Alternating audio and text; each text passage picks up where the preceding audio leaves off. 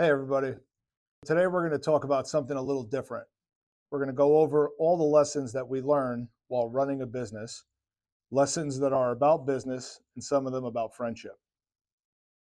In this example, we have a vehicle that was brought to us by a friend that knew he needed an ECM.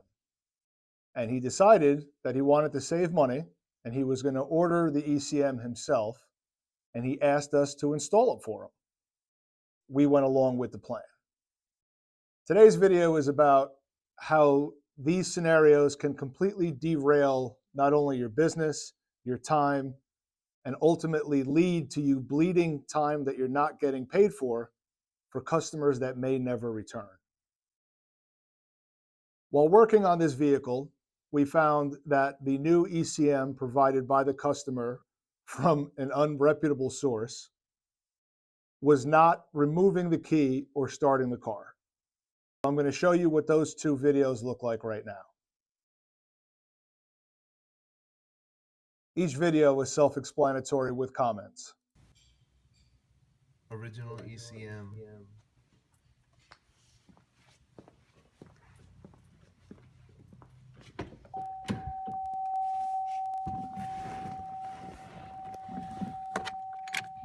Check engine light comes on.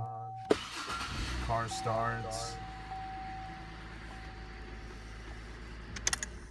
And you can remove the key.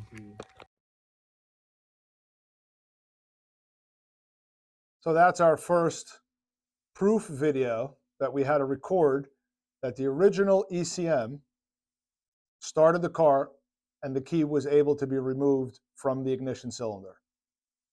Now, here's our photo of their replacement ECM and what happened when we installed a not needing program ECU. Replacement ECM.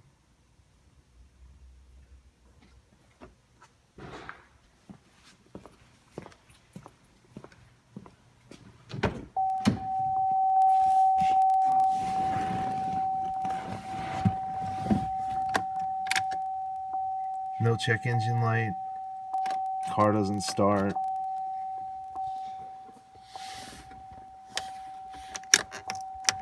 You can't remove the key.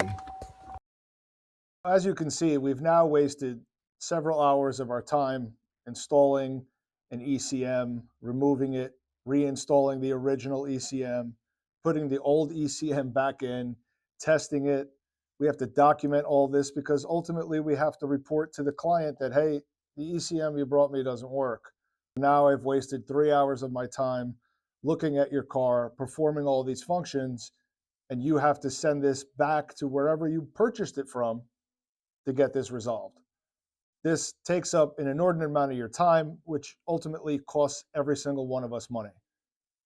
We advise the customer to let us order an ECM locally, which comes with a guarantee. Now I can program this, verify it, and if I have an issue, I can return it. I'm going to show you those two follow-up videos now.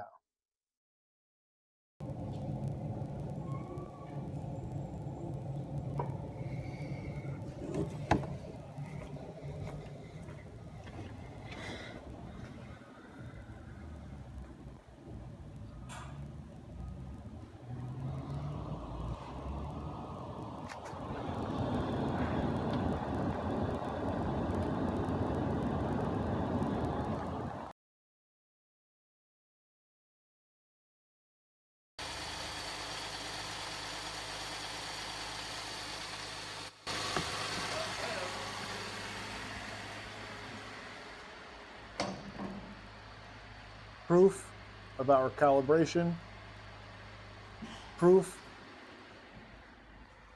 that programming was done with GM software. Car is running and there are no lights on. This is what you want to see after you perform a service.